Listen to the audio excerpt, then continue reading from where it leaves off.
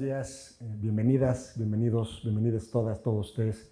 Estamos encantados de poder dar inicio a esta mesa que se enmarca en el segundo encuentro internacional de cátedras extraordinarias que se da dentro del Festival Cultura UNAM. Y el día de hoy, esta es la tercera mesa en la cual estaremos reflexionando sobre el problema, el fenómeno migratorio, donde estaremos tocando un tema específico que es, titulamos esta mesa, Infancias desplazadas, cómo refugiar el futuro. Estoy además muy contento de ver caras conocidas, de gente muy querida, qué bueno que están acá acompañándonos, porque creo que vale mucho la pena pensar estos temas que hoy nos convocan. Entonces, en términos generales, estaremos reflexionando en torno a las consecuencias, impactos sobre las infancias del desplazamiento forzado y la migración, destacando además lo que pareciera ser una omisión injustificable de los estados que implica el no atender los intereses de las infancias, el no anteponer el interés superior de las niñas, niños y adolescentes. Y para ello hoy nos acompañan tres personalidades de primerísima calidad. Comenzaría a presentarlos. Amy Reed Sandoval, quien es profesora asistente en la Universidad de Nevada, Las Vegas. Durante este año académico es también becaria Fulbright en México, colaborando con la Escuela Normal Sierra Hidalguense en el desarrollo de un programa de filosofía infantil. Es autora del libro Socially Undocumented Identity and Immigration Justice, publicado por Oxford University Press, y de otros tantos libros que hablan sobre ética, migración, y ahora mismo está ella trabajando un libro sobre feminismos y fronteras. Amy Reed además se integrará pronto a nuestra universidad, al Instituto de Investigaciones Filosóficas. Amy, bienvenida, muchas gracias por estar aquí con nosotros. También nos acompaña el doctor Edgar Corzo, investigador del Instituto de Investigaciones Jurídicas y profesor de la Facultad de Derecho. Es miembro del Sistema Nacional de Investigadores, doctor en Derecho Constitucional por la Universidad Autónoma de Madrid, maestro en Derecho Público comparado en la Universidad de París I Pantheon-Sorbonne. Ha tenido estancias de investigación en institutos del calibre como el Max Planck en Heidelberg y bueno, tiene múltiples publicaciones y actualmente es presidente de los Comités de Derechos Humanos de la ONU, un cargo honorario que además toca porque eres presidente del Comité de Derechos Humanos de los Trabajadores Migrantes y sus familiares, ¿no? El primer mexicano en tener este cargo es Edgar. Muchas gracias por acompañarnos. Y también está el doctor Tonatiuh Guillén, otra personalidad de nuestra universidad, investigador del Instituto de Investigadores Jurídicas, profesor también de la Facultad de Derecho, integrante también del SNI. Y Tonatiuh es doctor en Ciencias Sociales con especialidad en Sociología por el Colmex, el Colegio de México. Fue presidente del Colegio de la Frontera Norte, que es la principal institución en nuestro país para el estudio de las migraciones y la frontera. Y es presidente, o fue presidente también del Consejo Consultivo de Centros Públicos de Investigación del CONACYT y fue titular del Instituto Nacional de Migración, además de tener igualmente múltiples publicaciones. Tonatiuh, muchas gracias por acompañarnos. Y bueno, tan solo como preámbulo para que ustedes puedan conocer un poco cuál es el marco en el cual estaremos situados, quisiera comentarles que ayer tuvimos dos mesas, también con personales expertas, donde hablamos sobre violencias en las rutas de migración y sobre las causas del desplazamiento forzado. Y nos vimos beneficiados con la perspectiva de personalidades como Marcela Villalobos Andrade, que es presidenta de Amnistía Internacional México, por Lucía Chávez, que es directora ejecutiva de la Comisión Mexicana de Defensa y Promoción de los Derechos Humanos, y por Michael Chamberlain, supongo personalidades que ustedes conocen. Y lo que ocurrió en esas conversaciones fue quizá algo muy enriquecedor, pero también crudo, ¿no? Porque se enfatizó en que el fenómeno de la migración ha devenido ya en el rostro más ominoso de una crisis estructural que visibiliza el fracaso civilizatorio moderno, quizá.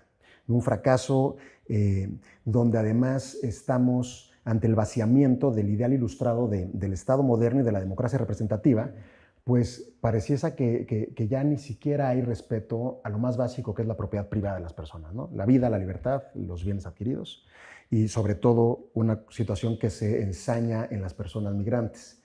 y algo que se traduce en nuestra nación como el derrumbamiento además de un mito fundacional del México moderno, que es ese mito en el cual, que más nos enorgullece mucho pensarnos como un país de brazos abiertos, fraterno, que ha dado cobijo y que además ha sido sí refugio pues, de varios éxodos, ¿no? El argentino, el guatemalteco, el salvadoreño, el chileno, los republicanos españoles, pero que pareciese que hoy día eso ya no es el caso. Ya no somos este país que daba la bienvenida a todas las personas perseguidas por los fascismos o por las dictaduras militares.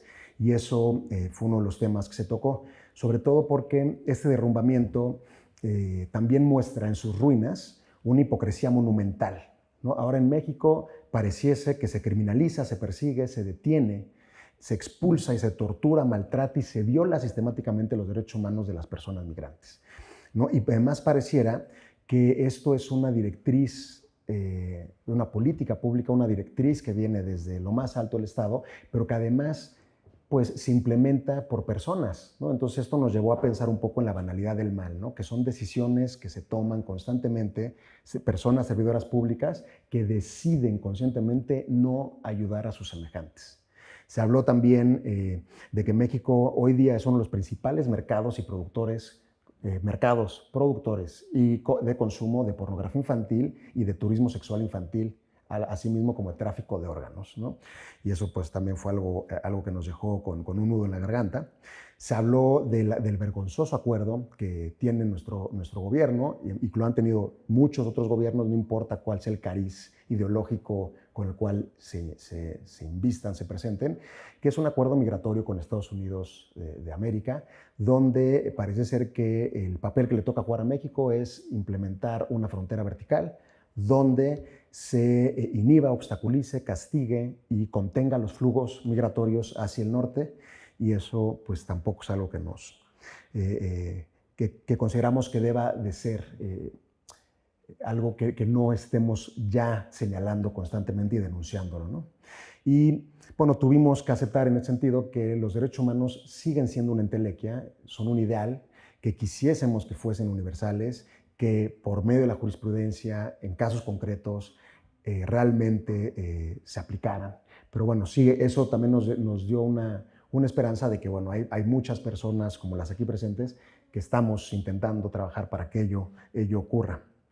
Y por último, se mencionó la paradoja de que vivimos en tiempos en los que a nivel global hay una tendencia al surgimiento o resurgimiento de estados y gobiernos autoritarios, pero donde además parece que la ley la imponen las pandillas y las organizaciones criminales, ¿no?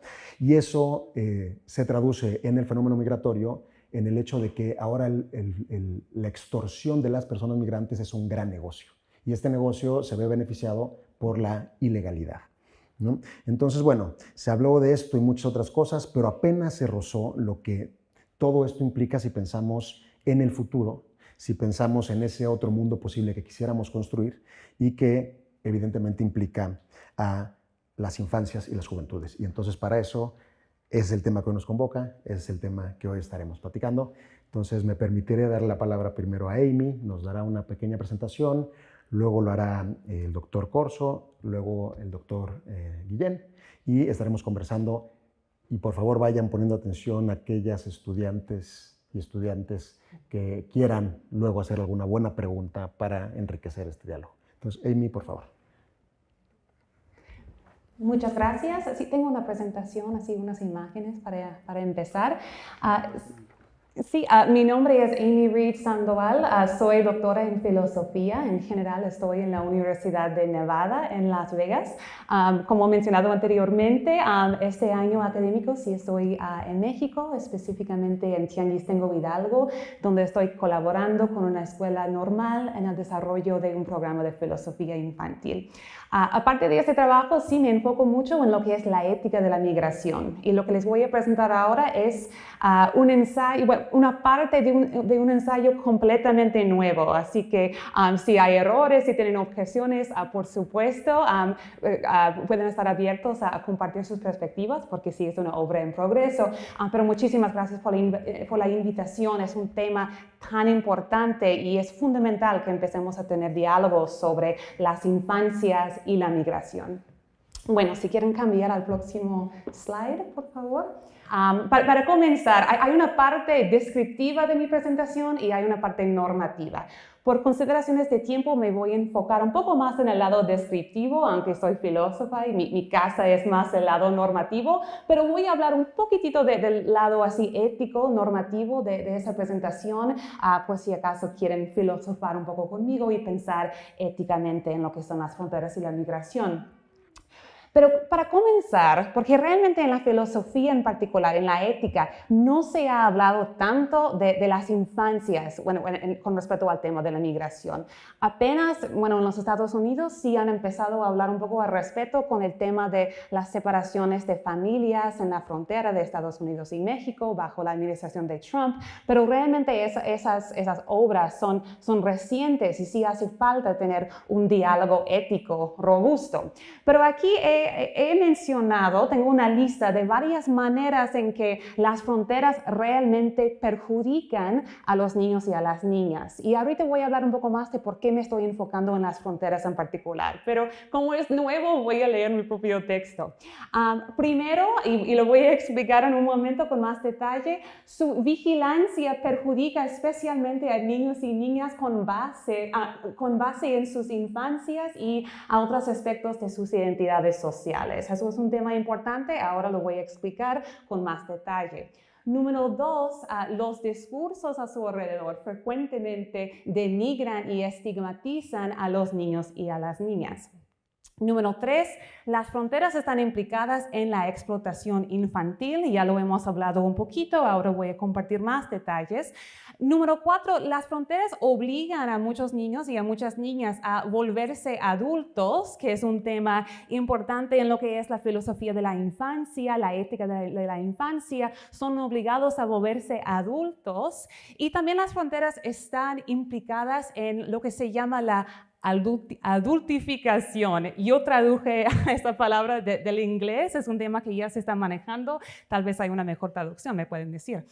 Número 5, el acto de cruzar fronteras estigmatiza a algunos niños y algunas niñas, lo cuales se vuelven criminales en los ojos de la sociedad, específicamente por haber cruzado fronteras. Y finalmente, las fronteras están implicadas en la eliminación simbólica y material de comunidades indígenas y por lo tanto niegan una educación democrática a niños y niñas no indígenas. Así que hay dos lados de ese abuso. Así que me voy a enfocar principalmente en esas observaciones y luego voy a hablar nada más un momento sobre el análisis normativo que vienen después, pero por supuesto que me pueden preguntar después. Así que si quieren cambiar el próximo slide, por favor. Ok, y si quieren nada más llenarlo de texto. Ahí tienen una imagen de una madre y su hija cruzando fronteras en este momento recientemente para huir de Ucrania. Ok, realmente tengo dos evaluaciones. Primero quiero hablar con más detalles sobre esa relación entre las infancias y las fronteras. En mi libro, esta presentación es una parte de mi libro que es una obra en progreso. Hablo de muchas fronteras diferentes, no solamente las fronteras de los estados, pero hoy me voy a enfocar principalmente en las fronteras de los estados. Así que quiero hablar de esa relación peligrosa, problemática entre las infancias y los estados. Y también lo que quiero proponer, no me va a dar tiempo, bueno, es una nueva propuesta, pero yo argumento que la justicia, tomando en cuenta esas violaciones éticas, somos obligados y obligadas por la justicia a convertir las fronteras de los estados en lugares que sean amigables, accesibles a las infancias. Y voy a hablar usando algunos ejemplos artísticos de la frontera de Estados Unidos y México sobre cómo podríamos visualizar ese movimiento. Ok, pero no voy a hablar tanto de número 2, pero un poquito. Ok, el próximo slide, por favor. Muchas gracias. Ok, hay algunas aclaraciones y eso es como soy filósofa, siempre ando anticipando objeciones. Tal vez quisieran preguntar por qué enfocarse en las fronteras en el primer lugar o quisieran saber por qué no enfocarse en alguna crisis humanitaria no mencionada aquí. Podríamos hablar, como por ejemplo, no mencioné específicamente las separaciones de las familias durante la administración de Trump en la frontera de Estados Unidos y México, Aquí tenemos una imagen que sí tiene que ver con el programa de Quédate en México, por ejemplo. Me estoy enfocando, como mi propuesta es cambiar cómo están estructuradas las fronteras, me quiero enfocar específicamente en problemas migratorios que realmente se pueden no arreglar completamente, pero disminuir a través de cambiar las fronteras. Y hay algunos programas que tienen que ver con la ética de la migración más amplia que seguirían pasando incluso si cambiáramos las fronteras como estoy proponiendo. Nada más para aclarar eso. También enfocarnos en fronteras, en mi opinión, crea espacio para un análisis feminista de la migración en donde los niños y las niñas se vuelven más visibles. Hablo más de eso en el libro. Si tienen preguntas, puedo compartir más detalles, por supuesto. Finalmente, tal vez quisieran saber, pues, ¿por qué proponer ese cambio en las fronteras y no una propuesta de fronteras abiertas? También he pasado mucho tiempo filosófico debatiendo esa pregunta y si quieren hablar sobre esto también pueden preguntar después. Pero nada más para señalar y ya voy al próximo slide. Ok, el primer punto, ya para tener muy claro esa relación problemática entre las fronteras y las infancias, el primer punto es que su vigilancia, la vigilancia de las fronteras, perjudica especialmente a niños y niñas con base en sus infancias y otros aspectos de sus identidades sociales. Ok, para hablar de manera un poco más detallada de ese problema, no sé si aquí algunos conocen ese libro tan famoso de Gloria Anzaldúa, la filósofa chicana, Borderlands, la frontera. Realmente no se suele hablar de Anzaldúa como una filósofa de la infancia, pero yo creo que sí la podemos leer así. Hay una escena muy memorable en ese libro. Está de muchas maneras narrando su propia infancia viviendo en Texas, muy cerca de la frontera de Estados Unidos y México, en una comunidad chicana, una comunidad de clase obrera, una comunidad mexicoamericana con mucha historia en los Estados Unidos, en donde muchos miembros de su comunidad sí tenían permiso legal de vivir en los Estados Unidos. Hay una historia en ese libro. Ella cuenta la historia de su amigo, un niño que se llama Pedro. Y Pedro estaba trabajando en el campo. Pedro era un niño mexicoamericano, tenía permiso legal de estar en los Estados Unidos, pero vino la migra, agarraron a Pedro, se lo llevaron. Y hay una escena como muy fuerte, muy memorable en ese libro, en donde Pedro está siendo llevado por la migra y intenta subir el puño, ¿no? En ese acto de resistencia, ¿no? Porque quiere mostrar a sus amigos que están viendo todo eso, que sí se opone a eso. Pero en las palabras de Anzaldúa, realmente Pedro no puede levantar su brazo, es imposible. Hay como alguna presión social que se vuelve física, que está actuando en el cuerpo de Pedro, y es una escena muy triste en ese libro, en las palabras de Anzaldúa. Pedro fue deportado a México, nunca había estado en México en su vida, no era ciudadano mexicano, su familia, bueno, eran ciudadanos de los Estados Unidos, y eso es lo que le pasó. Eso obviamente es preocupante cuando hablamos de las comunidades migrantes en general, hablando de adultos, hablando de niños. Pero cuando pensamos en las infancias y cuando pensamos en lo que es el desarrollo de un niño, de una niña, y aquí tengo una cita, no la voy a leer, pero la literatura, la evidencia empírica nos muestra que los niños de esa edad realmente están formando sus conceptos de quiénes son ellos, de cómo es su lugar en la sociedad, ¿no? Así que cuando están recibiendo esa discriminación a través de las fronteras, siendo muy jóvenes, eso puede tener un impacto muy fuerte en su desarrollo. Así que se vuelve un problema ético particularmente serio. Ok, esto es el primer punto y así pueden ir al próximo slide. Ok, ese slide creo que es bastante obvio, así que voy a hablar de eso un poco más rápidamente. Pero el segundo punto es que los discursos alrededor de las fronteras frecuentemente denigran y estigmatizan a los niños y a las niñas de manera directa. En eso quiero decir que hay estereotipos, hay palabras problemáticas, ofensivas, denigrantes, que tienen que ver con las fronteras, que se usa específicamente para hablar de los niños y de las niñas.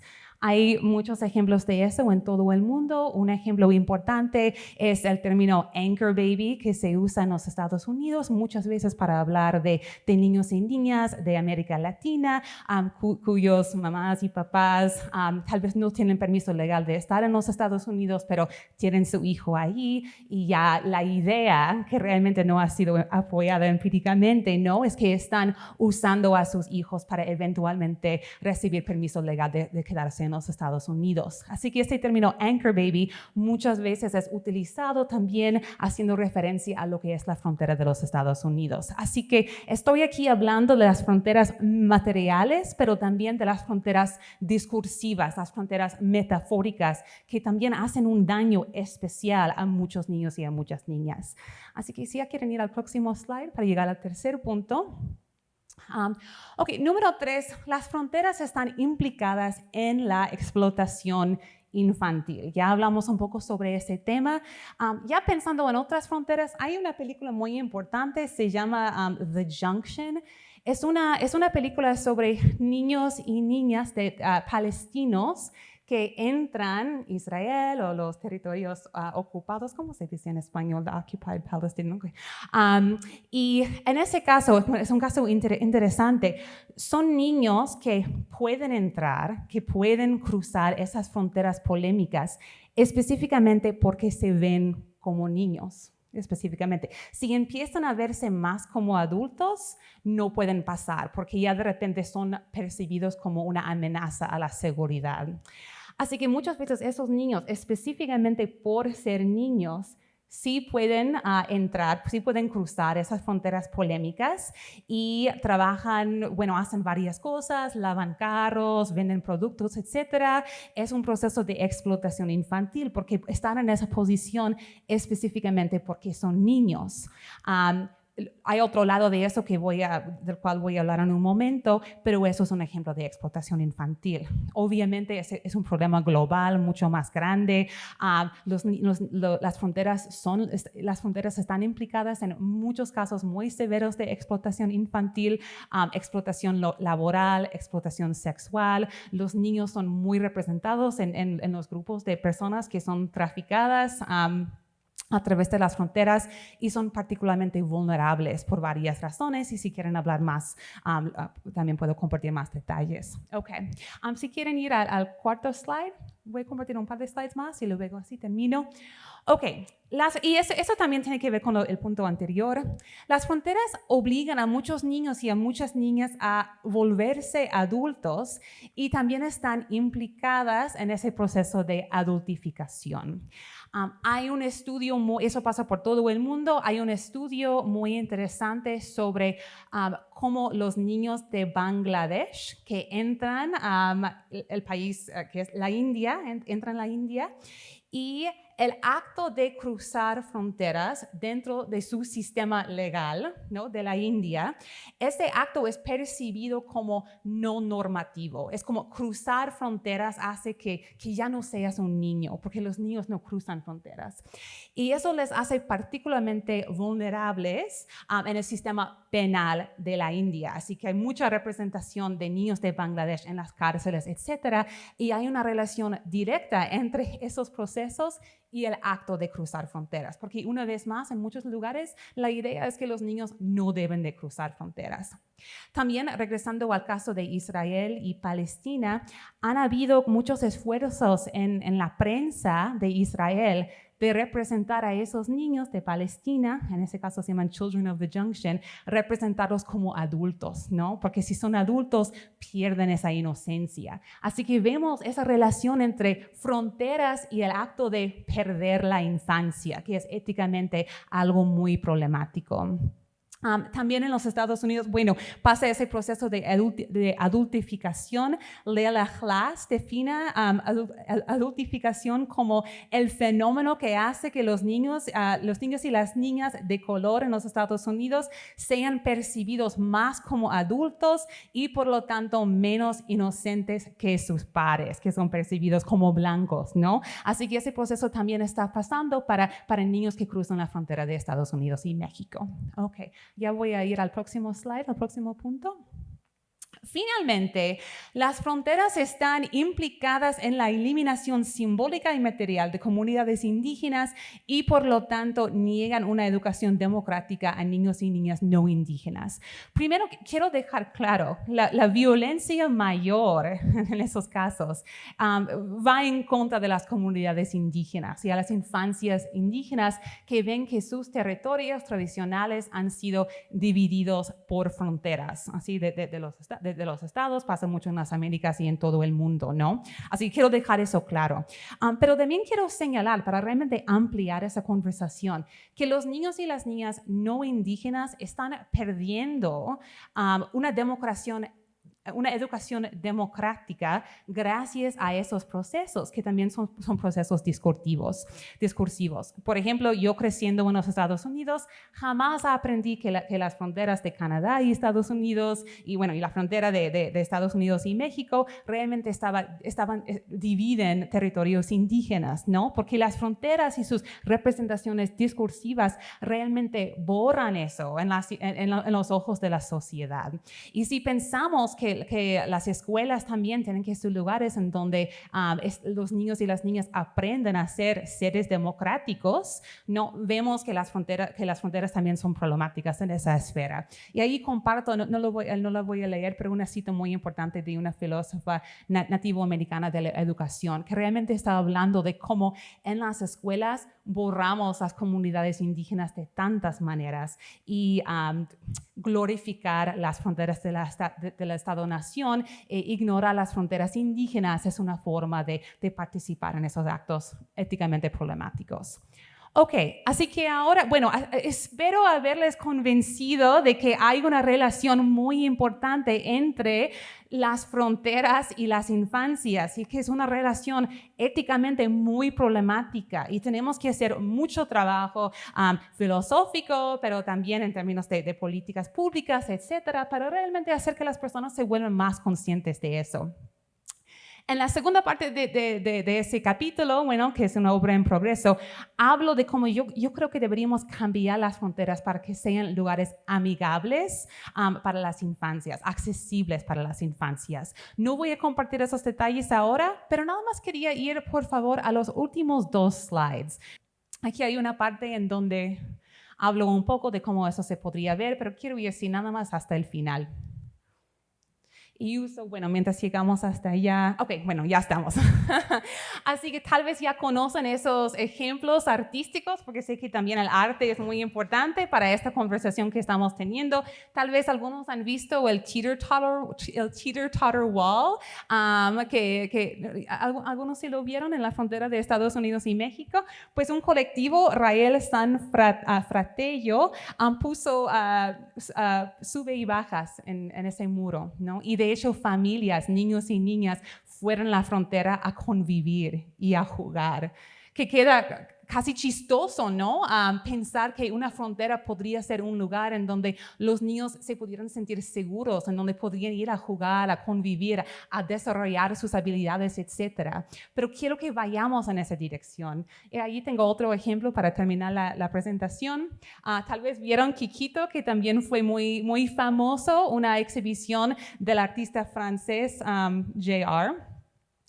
Esto de hecho es un niño mexicano que vive en lo que es esa zona, el lado mexicano cerca de la frontera, y pusieron una imagen gigantesca de ese niño chiquito y de manera muy juguetona está viendo hacia el lado de los Estados Unidos. Y eso obviamente da una representación muy diferente de esa frontera, pero también ese artista, como parte de esa exhibición, puso una mesa de picnic gigante, a través del muro y miembros de la familia de ese niño y también de las comunidades de los 2 lados de la frontera fueron a tener una cena y hablaron de las políticas de las fronteras, pero también de sus vidas precisamente en las fronteras. Para terminar, ya sé que tal vez queda extraño pensar que podríamos cambiar las fronteras de esa manera. Yo en mi libro, en mi ensayo, uso feminismos decoloniales para hablar de por qué realmente nos cuesta trabajo imaginar las fronteras de esa manera. Pero creo que podría ser una opción muy importante para empezar a realizar los cambios que son muy urgentes, dada esa relación tan intensa y tan problemática entre las infancias y muchas fronteras. Muchísimas gracias.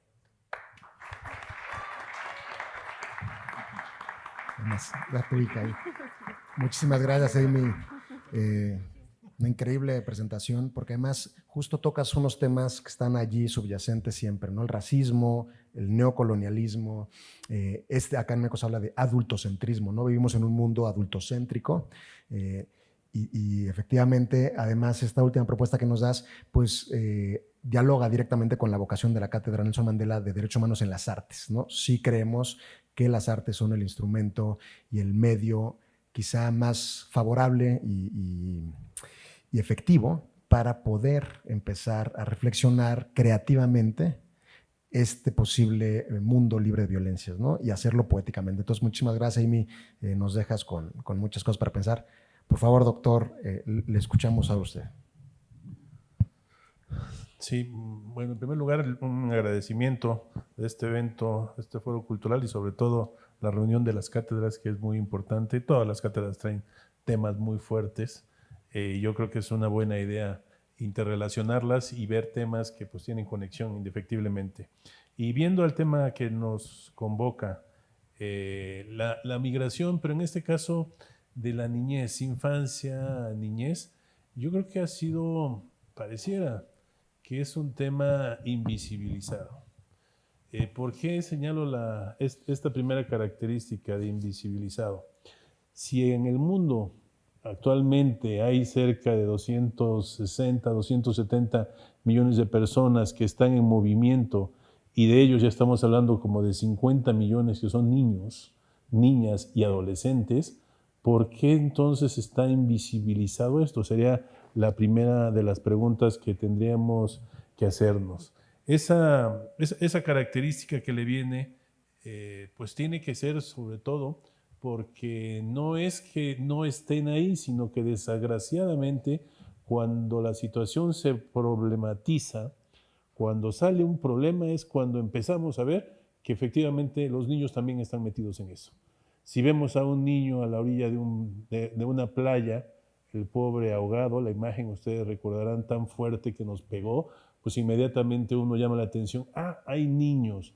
Si ve uno algunas fotos de algún cruce de frontera, como señalaba Amy, en donde la mamá jala al niño corriendo para que los policías o los agentes de migración no lo agarren, también decimos, mira, ahí hay un niño.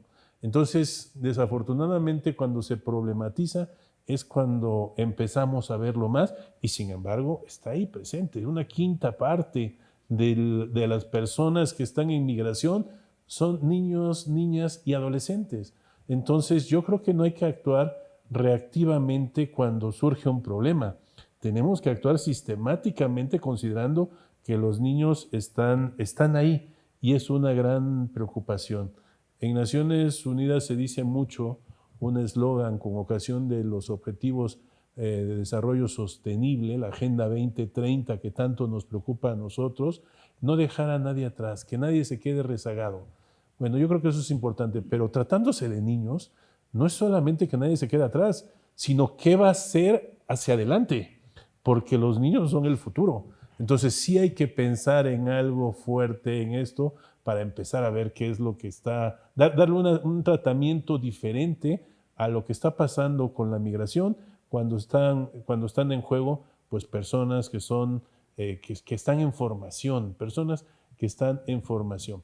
Y aquí también déjenme decirles algo que se nota la diferencia cuando alguien que sea menor de 18 años puede tener 16, puede tener 15, 17, o bien puede tener 8, 7, 9 o 10 años. Yo creo que en materia migratoria se marca muchísimo esa diferencia.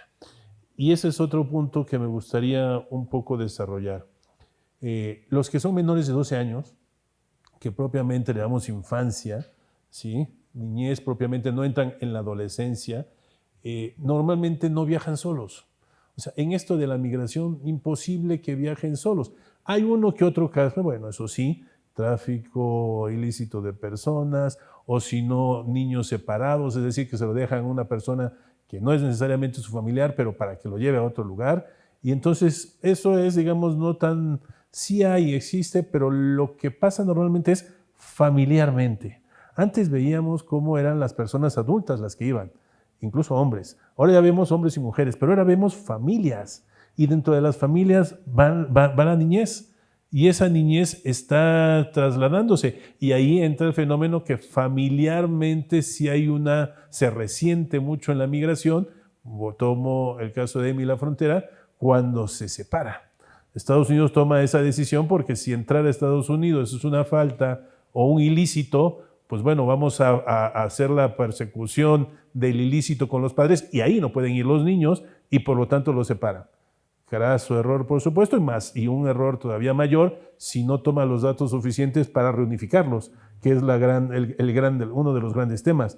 Sí, la separación debe de evitarse, pero al mismo tiempo, cuando se llega a suceder, pues tienes que provocar la reunificación familiar. Entonces, un caso es de estas personas que son niños, por supuesto, niñas, que están menores de 12 años, ¿sí? Recuerdo un caso, y esto lo pone todavía más en evidente cuando se acentúa mucho la problemática en estos casos excepcionales que les decía, en donde unos padres, me acuerdo del caso porque era la niña de Ecuador, unos padres de Ecuador se fueron a Estados Unidos y le pidieron a una persona que llevara a su hija de Ecuador hacia Estados Unidos, donde se encontraban ellos. La niña hizo todo el trayecto, pero antes de llegar a la frontera de Estados Unidos, por X o Y razón, paran un automóvil donde iba la niña y iba con una persona adulta, no era su familiar, ¿sí? Paran y le preguntan a la niña que qué es esa persona de ella.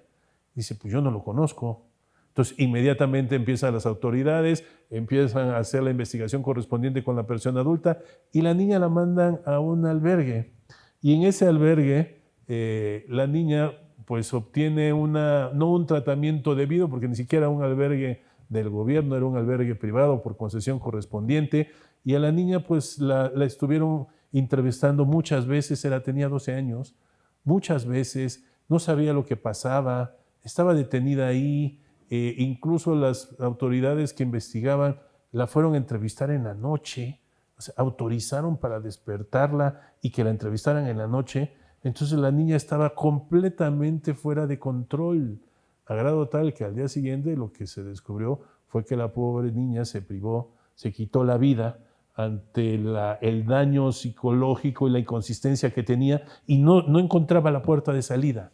Entonces, imagínense nada más una persona de esa edad que la metan en esto que es la migración, pues yo creo que es un riesgo muy, muy fuerte y hay unos daños también muy, muy fuertes que pueden llegar incluso hasta la pérdida de la vida, que es la peor de las consecuencias. Entonces, también pensar bueno, esto es de 12, pero si nos vamos por el otro lado, de los de 14, 15, 16, es una dinámica muy diferente, porque ya son jóvenes, bueno, son adolescentes que empiezan a ver un poco la aventura, provocados obviamente, ahorita hablamos de las causas, provocados, pero lo ven más como una aventura. Y en esa aventura están expuestos a 1000 cosas. Están expuestos, por supuesto, a delincuencia organizada.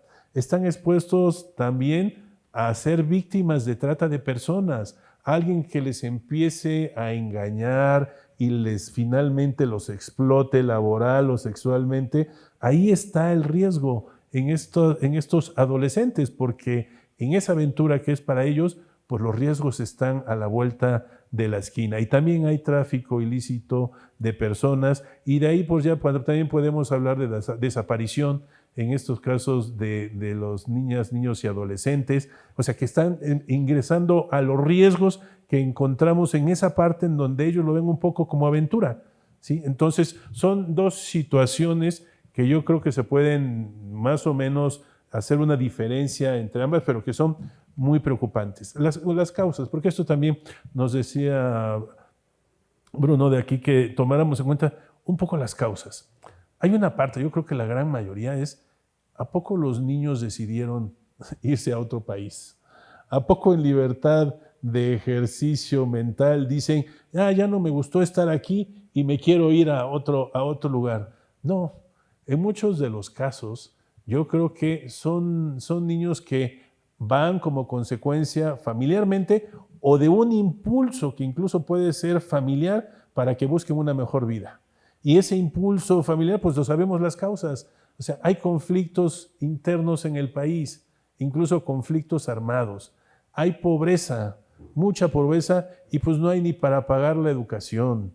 Incluso hay cambio climático que provoca que ya no se pueda trabajar en la reunión. Hay violencia de diferentes maneras que están provocando de que si ya mataron a tu primo, a tu sobrino, o a tu hermano, a tu tío, pues lo que haces es irte, o sea, sales corriendo de ahí. Entonces, esas causas no las están, la juventud, la niñez, la adolescencia, no está conscientemente analizándolas, no es eso, no les toca, sino que ellos van en ese flujo migratorio y eso, por supuesto, complica muchísimo la situación. Entonces, son personas que van porque son empujadas o que van en un ambiente familiar por estas causas que estamos señalando y el punto es, bueno, ¿y hacia dónde van? ¿Y qué deben de hacer los estados para que eso pueda tener un resultado mejor?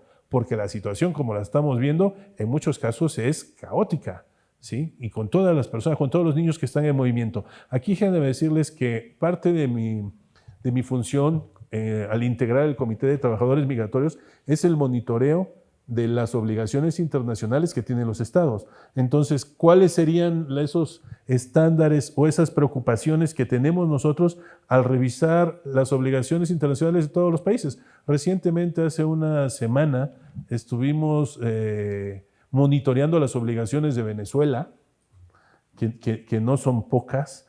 Venezuela es otro caso muy fuerte porque la diáspora o el éxodo de personas puede ir, dependiendo quién dé la información, de 1.200.000 personas a 6.800.000 personas, casi 7 millones. Y por supuesto, ahí van muchísimos niños, niñas y adolescentes. Pues bueno, fue una de las preocupaciones en ese monitoreo. Ahorita les digo 2 puntos específicos en los cuales ponemos una atención muy, muy cuidadosa.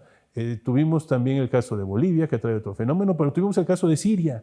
También Siria es otro fenómeno muy especial que está de un éxodo bastante fuerte, pero con conflictos armados interiores de una manera asombrosa, muy preocupante, por supuesto. Y eso da un desplazamiento interno, familiar, de niñez, en todos los sentidos. Y por supuesto hay un éxodo, una diáspora también muy fuerte. ¿Qué es lo que nosotros en este monitoreo en específico estamos revisando en cuanto a la niñez? Hay un dato que nos preocupa y es los niños que ya se van y que no pueden tener acceso a los servicios o derechos sociales. O sea, una vez que vas hacia otro país, pues debes de tener educación, debes de tener salud, debes de tener varias cosas, pero el problema está en que no llevan los papeles consigo mismo. Y por supuesto, pedir a un consulado de su país en otro país también es un problema mayúsculo, es casi prácticamente imposible. Entonces, el derecho a la identidad, que es uno de los primeros que estamos buscando, pues se tiene que estar empujando para que se cumpla, en donde el estado que sea, si la niñez es originaria de ese país, pues sus consulados van a tener que hacer algo porque hay una obligación internacional de identificar a esa persona. Pero todavía mayor, si esa persona nace, ya no va en el camino, sino que nace en el otro país, registrarse en ese otro país es verdaderamente problemático. Pero no solo eso, tener la nacionalidad correspondiente, porque si no la tiene, porque hay muchos obstáculos, es que los papás no tienen los documentos y los va a tener que pedir al país de origen. El país de origen obviamente no se los va a dar, ni con consulado correspondiente. Entonces hay un riesgo muy fuerte de apatridia, o sea, niñez que nace sin tener una nacionalidad. Entonces esas son preocupaciones, por supuesto, que desprotegen muchísimo a la niñez. y hay que poner el énfasis cuando están en esos lugares. Entonces, ahí tenemos un vacío muy, muy fuerte. Pero no solamente en este monitoreo en específico de estos países que les acabo de decir, sino que nosotros en el Comité de Trabajadores Migratorios nos unimos con el Comité para los Derechos de la Niñez. 2 comités de Naciones Unidas, y nos dimos a la tarea de hacer unos estándares. Hicimos lo que llamamos observaciones generales. La número 2, la número 3 y la número 4 en el caso del Comité de Trabajadores Migratorios, y la número 22 y 23 en el caso del Comité de Derechos del Niño. Con esto termino esta intervención. ¿Qué fue lo que ahí señalamos? O sea, son dos observaciones generales que en materia de niñez vale la pena muchísimo poner la atención en donde tenemos que enfocarnos muy bien para hacer que esta niñez pues se le respeten sus derechos. Por supuesto, como desafíos, la detención. Detención de niños, no, por favor. De la niñez, no. Algo hemos caminado en este país, pero esa detención no debe de existir. Expulsiones tampoco. Discriminación. La vemos y la vemos con mucha preocupación. Incluso discriminación que llega a ser xenofobia. O sea, ya por la simple apariencia estás recibiendo una expresión de enojo de una persona que está en un país. Solamente porque vas por el color de tu piel, por la forma como vas vestido o por la actitud que estás tomando. O sea, eso sí es fuerte, porque puede llegar incluso hasta discursos del odio. Y esos discursos del odio exacerban muchísimo la situación que puedan tener esas personas. Y eso dificulta también el acceso a los servicios, el acceso incluso hasta la justicia. Pero también dijimos que debe darse primacía a los derechos de la niñez. Por supuesto, los estados deben de tener muchas bases de datos, mucha información. Con esa información yo creo que se puede medir mejor la situación que se está viviendo y tomar medidas más concretas. Prohibición de cualquier discriminación, ya lo dije. Y hay algo importantísimo, el interés superior de la niñez. Debe de ser una consideración fuertemente presente cuando hay una niña, niño o adolescente. ¿Y eso qué implica? Que siempre debes de tomar en cuenta la situación mejor de esa niña. Si lo vas a regresar a su país, por favor, pregúntate qué es lo que va a hacer en ese país. Si lo vas a tener detenido, pregúntate cuáles van a ser las consecuencias de esa detención. O sea, cualquier actitud que tú tomes debe de tomar en cuenta ese interés superior de la niñez, que eso te da una pauta muy importante para que puedas seguir en su respeto. Y sobre todo, ese regreso que les señalaba, asegúratelo bien ese regreso, si vas a terminar regresándolo, dale todas las garantías para que regrese y fíjate qué va a hacer. Y la reunificación familiar. La reunificación familiar es importantísima porque de ahí tiene que haber un cambio muy fuerte. Lo que hace al final del día la niñez, si está sola, pues es que busca a su familia. Y no hay mejor ambiente para el desarrollo de una persona que la familia. Y el daño psicológico, por supuesto, es otra de las grandes preocupaciones. A un niño, cualquier acto que realices se le va a quedar ahí y va a ser muy difícil que logres neutralizarlo. Entonces, son las consideraciones que debe tener uno en cuenta en esto que parece invisible, pero que está ahí, que son muchos millones, y hay que poner el acento en varias cosas. Muchas gracias. Gracias. Sí. Muchas gracias, doctor. Y es cierto, además tocas unos temas fuertes, incluso esta idea como de infancias en diáspora y como una persona sin identidad jurídica es una persona sin derechos, ¿no? Y lo que eso puede ocurrir.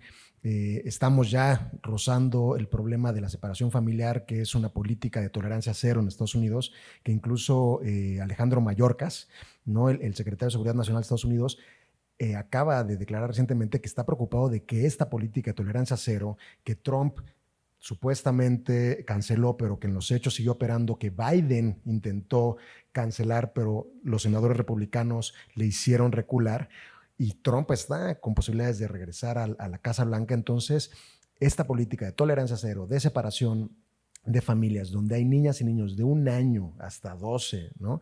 Donde además no hay reunificación, donde además está todo completamente fuera de control, no hay datos. Hay un artículo muy interesante en The Atlantic que se titula Una catástrofe estadounidense, que toca estos temas, y es atroz, ¿no? Es atroz porque además son niñas y niños que están en campos de concentración. Se habla en este artículo de un Walmart donde había 1000 niños y niñas allí enjaulados, ¿no? Entonces creo que es muy bueno esta perspectiva que nos das, estas acciones que se están tomando desde Naciones Unidas, porque además contestaste una pregunta que nos llegó en el chat en vivo, estamos transmitiendo en vivo en redes sociales, y preguntaban justamente qué pasa con los derechos humanos de las niñas y niños que se ven detenidas y que su madre, padre o tutor son deportados, ¿no? Pues lo que vemos que no tienen derechos. Entonces, bueno, Edgar, muchísimas gracias.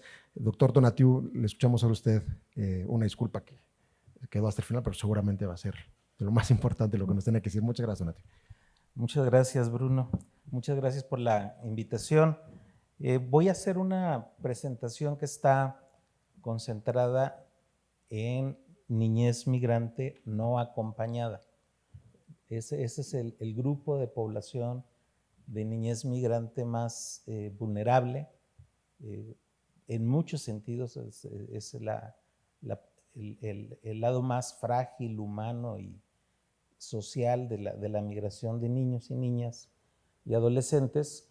Y sobre ese principio de que es el grupo de población pues, en condiciones más críticas que concentro la presentación, tiene también una aspiración a darnos dimensiones de qué estamos hablando de esta población en la región Centroamérica, México y Estados Unidos. Entonces, ¿de qué tanto estamos hablando? Y algunos problemas que se derivan necesariamente de política pública y de política migratoria en particular. Entonces vemos la primera y retomo la siguiente, por favor. Retomo pues algunos elementos que ya han sido mencionados, en especial los que comentó el doctor Corzo, pero solo para enfatizar que la población infantil en movimiento, el simple proceso de desplazamiento es un proceso de negación de derechos.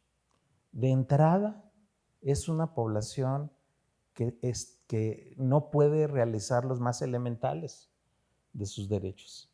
Desde a la familia, el de la vivienda, el de la alimentación, el de la salud, el de la educación, el de la recreación, todos los que les supongamos, es prácticamente imposible que pueda ejercerlos. Entonces el propio proceso migratorio es un ejercicio de cancelación y anulación de derechos, más las repercusiones emocionales, más el evento mismo, sobre todo de moverse en condiciones de clandestinidad, el miedo de estar haciendo algo indebido, el miedo a enfrentarte a una autoridad. O sea, generan un escenario que ya ha sido comentado, que es particularmente dramático.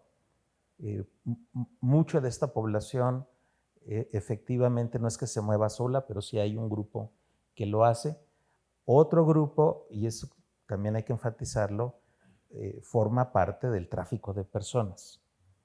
El tráfico de personas tiene ahí un mercado grandísimo, no me meto en detalles, pero forma ese conjunto de negación de derechos, ese uso de criminales del flujo migratorio y complicidades además enormes, forma parte del drama de esa población en movimiento. ¿De qué poblaciones estamos hablando desde el punto de vista cuantitativo de primer arranque? Entonces vemos la siguiente, por favor. Y si tomamos como referente la estadística de los niños no acompañados que llegan a la frontera sur de Estados Unidos, pues esta gráfica retrata la evolución de los últimos 5 años por mes. Entonces estamos pasando de un flujo que podía estar en los 3,000 mensuales a tener 18,000 o 20,000 por mes. Entonces, si bien en los últimos 5 años ha habido una expansión impresionante de la movilidad de niños y niñas y adolescentes no acompañados, más los acompañados. Eso es otro paquete que ahorita no lo comento, solo me concentro en este grupo. Y en esa gráfica está retratada distintas coyunturas. La primera es llamémosle la coyuntura normal, lo que pasaba sin demasiadas presiones sociales o crisis particularmente intensas en los países de origen, incluyendo México. Ahorita vemos el caso de México. Y el pico que empieza a despegar en el años 17, 18 y 19, y luego una bajada abrupta. Esa bajada abrupta tiene dos componentes. El bloqueo mexicano a partir de junio del 19 y el otro, el más fuerte, la pandemia, ¿no? Y la recesión. Entonces hay un columpio ahí muy pronunciado y luego otra vez el año 20 hacia arriba. Entonces lo que en realidad el columpio ese pues fue una pausa porque la curva de expansión sigue impresionante. Y solo anticipo que esa curva, esa expansión, no ha terminado. Estamos en un escenario de crecimiento notable, pronunciado, de la población de niños y niñas, adolescentes no acompañados. Entonces mi pronóstico es de que ahí va a seguir, por lo menos en el corto plazo. No hay factores que nos digan que vaya a cambiar. Si hacemos ahora una revisión por las principales nacionalidades, vamos a entender un poco mejor el cuadro, que es la gráfica siguiente, por favor. Y ahí tenemos los fuentes principales. El caso más dramático en términos absolutos es Guatemala. Guatemala tiene una cantidad impresionante de niños en movimiento que pueden tener arribos altísimos a la frontera sur de Estados Unidos, pues hasta más de 8,000 mensuales ha tenido Guatemala. Son cantidades impresionantes. Le sigue Honduras, que es la línea amarilla. Luego tenemos ya a México. México, nuestros niños también están en esa dinámica. Nuestros niños y niñas. El Salvador y luego otros países. En otros va otros, todo el mundo. Pueden ser 120 nacionalidades, pero obviamente con concentraciones, ¿no? Caribe, América del Sur y el mundo literalmente. Pero aquí el punto central es que la problemática está concentrada principalmente en Guatemala, en Honduras y nosotros. Entonces México también tiene un problema serio en ese escenario. Solo, no me meto en los detalles, pero solo hay que preguntarse qué condiciones tienen el escenario de origen de estos niños para que ese movimiento en esas condiciones, con esos riesgos, con esos costos, pueda ocurrir. O sea, ¿de qué tamaño es el escenario para que eso ocurra? Entonces, lo dejo ahí planteado para pasar a otra visión del mismo dato, que es la siguiente gráfica, por favor, y que describe con bastante crudeza el escenario también.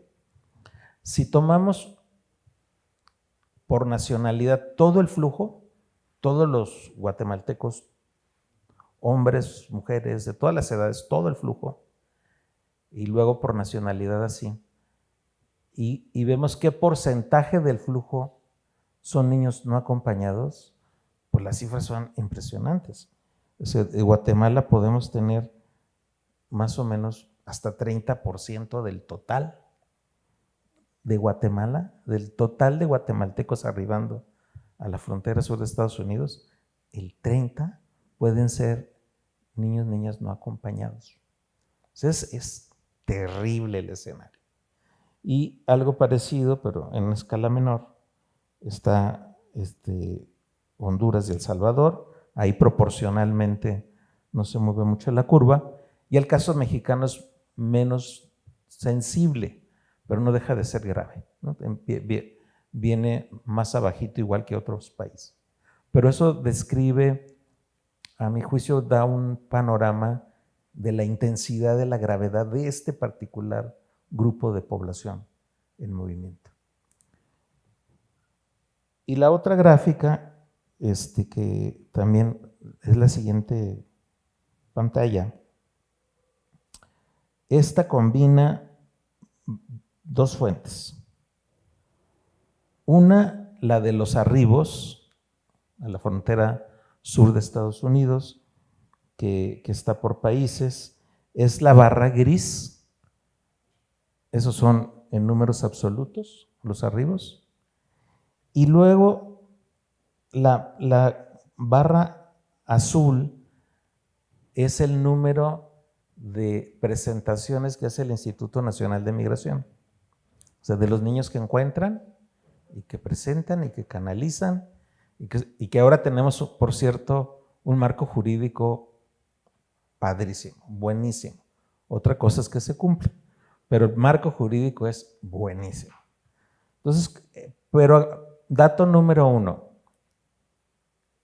del total del flujo, el Instituto Nacional de Migración registra el 10% tal vez, o menos, 7%, 8%. Entonces, en realidad la movilidad es enorme y pasa por Instituto Nacional de Migración, por Guardia Nacional, por policías municipales que luego se meten, policías estatales y transita. Por eso es muy importante el tráfico de personas. Las organizaciones de traficantes forman un aparato de movilidad muy importante.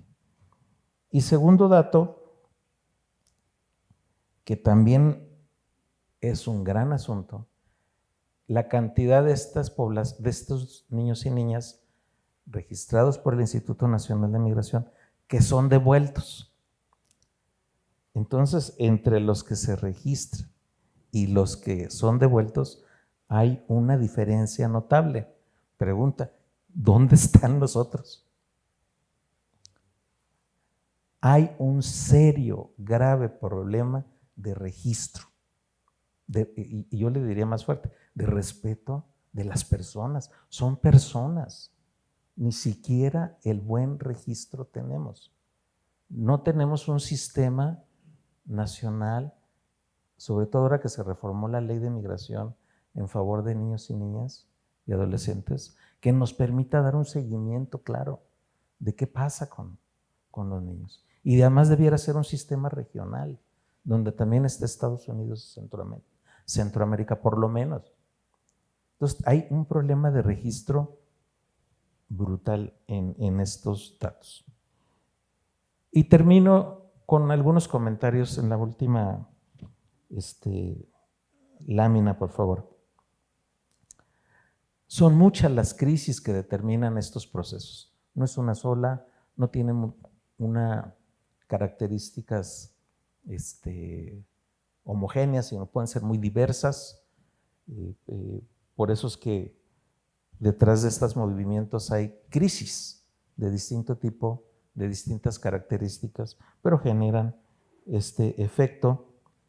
En los últimos años, en estos 5, pues esas crisis han confrontado, no metafóricamente, a políticas migratorias cada vez más restrictivas y excluyentes.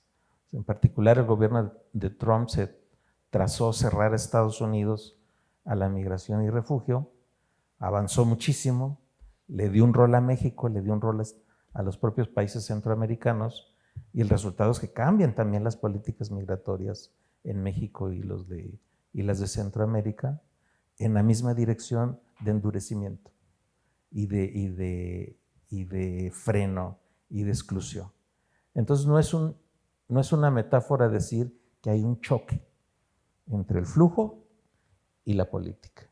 Y en ese choque, como en cualquier choque, pues pasan todo tipo de tragedias.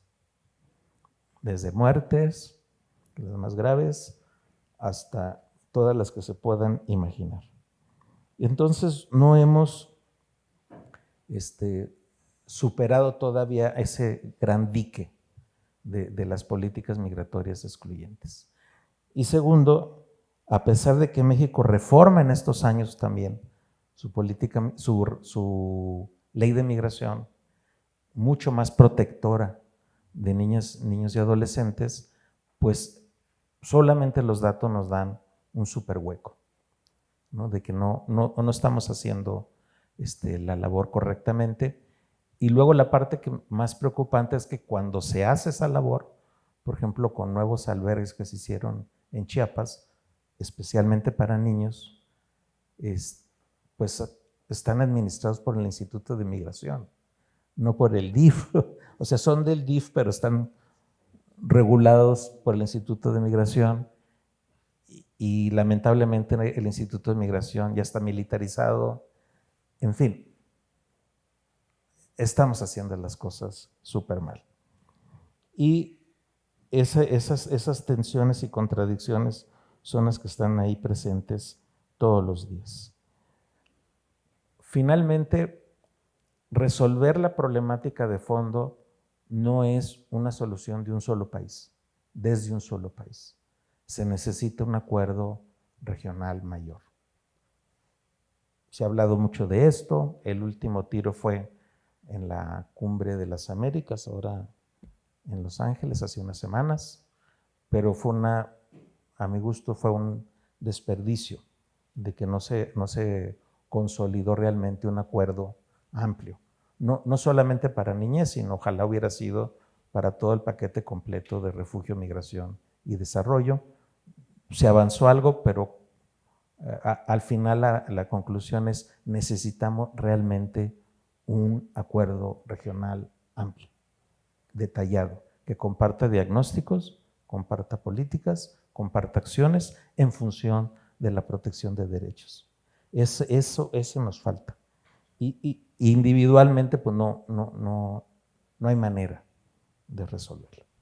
Entonces ese es un punto pendiente y por lo menos, si no vamos a llegar a ese superacuerdo, por lo menos sí necesitamos un protocolo especial para niños, niñas y adolescentes. Por ejemplo, no sabemos qué pasa con los niños que se devuelven a Guatemala, Honduras, El Salvador. No sabemos. Debemos tener toda una estrategia compartida entre los países para que el resultado no sea peor, ¿no? De por sí es dramático, entonces no puede ser peor. O un protocolo también con Estados Unidos. A veces funciona la puerta de al lado y se puede hacer cosas buenas, pero esa puerta de al lado tiene que ser un acuerdo, tiene que estar marcada en una nueva estrategia y acciones para resolver la problemática. Hasta aquí. Muchas gracias. Gracias, Tonatiuh. Bueno, me están informando que dado el muy rico y la muy rica participación de todos ustedes, estamos ya en el límite de nuestro tiempo, nos da apenas unos minutos para hacer un cierre. Lamentablemente entonces no podremos tener ese diálogo que yo sé que las y los estudiantes aquí querían entablar, lo haremos después. A mí no me quedaría entonces más que pensar que gracias a lo que nos han dicho en esta mesa, sí cabe la esperanza aún, ¿no? O sea, sí estamos viviendo en esta doble ilusión, en la ilusión de que vivimos en un Estado de Derecho, de que vivimos en un mundo que verdaderamente se preocupa por su futuro, por la construcción de una humanidad, un ideal que aún está, un proyecto aún está por construirse, pero también está la ilusión de que se está trabajando a nivel local, a nivel regional, a nivel global, ¿no? Desde las instituciones, los organismos internacionales. Hay un marco jurídico, por lo visto en México, que si se aplicara, pues entonces sería un muy buen instrumento que nos podría al menos ayudar a reducir este drama humano, porque más, no sé si ustedes vieron en los periódicos ayer, el FMI simplemente anunciaba que apenas comienza lo peor de esta crisis. Y en términos migratorios, eso pues se va a ver de forma concreta. Y ayer, en las mesas de ayer, nos preguntaban desde la sociedad civil, desde el ámbito individual, ¿qué se puede hacer? Bueno, aquí se habló también de los albergues, ¿no? Los albergues que también administra la sociedad civil, se puede apoyar estos albergues. Estamos viendo que sí hay esfuerzos desde la ONU, desde las mismas universidades, la academia, como para intentar hacer esto, Amy, que a mí me gusta mucho lo que mencionas, miren, aquí estamos compartiendo unas imágenes, de hacer de las fronteras, o sea, sí hay que jugar desde lo poético, la poiesis, ¿no? El imaginar otros escenarios, porque curiosamente el fenómeno de la migración y cómo afecta a las infancias, que es invisibilizado, que muchas veces también al estudiarse de forma cuantitativa también se borra, ¿no? Se borran los rostros, se borra el drama personal, y muchas veces el arte es el que permite que se observe y que la gente se sensibilice sobre esto. Entonces, justo ahorita en Nueva York acaba de llegar este títere que se llama Amal, que es un títere de 3 metros, es una niña migrante que estuvo en el Vaticano, la saludó el Papa, ahora estuvo recientemente en Nueva York, y la gente se acerca y la toca, y entonces es triste ver cómo ese títere sí llama a la emoción, sí llama a la empatía, llama a la compasión, y no así las niñas y los niños que están de carne y hueso sufriendo, ¿no? Pero bueno, vemos que el arte muchas veces nos puede permitir no solo visibilizar, sino también promover esta cultura de respeto de los derechos humanos, una cultura por la dignidad de todas las personas, ¿no? Estuvimos proyectando también fotos de Sebastián Salgado sobre infancias migrantes. Entonces, bueno, a mí sí no me queda más que agradecerles, Amy, Edgar, Tonatiuh, yo verdad me siento muy honrado, me siento muy feliz de haber logrado tenerles aquí. Creo que la mesa fue fantástica.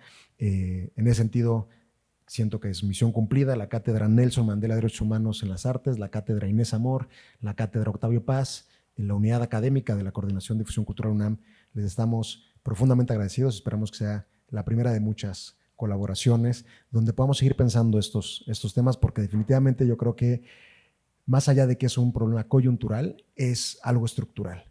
Y los gobiernos no están haciendo caso porque las niñas y los niños no votan, ¿no? Entonces tiene que ser una causa, una agenda que las personas, la sociedad civil, tomemos y sostengamos hasta que se hagan políticas públicas multilaterales de largo plazo, ¿no? Entonces, bueno, yo aquí lo dejo. Si ustedes quisieran hacer una última despedida, este es el momento, y si no, les agradecemos a todas y todos ustedes por estar acá. Nos sentimos muy cobijados con su presencia, también por su paciencia y su participación, aunque sea simplemente como escuchas y como personas que estaremos reflexionando más adelante. Muchísimas gracias por todo y nos estaremos encontrando después. ¿Sí?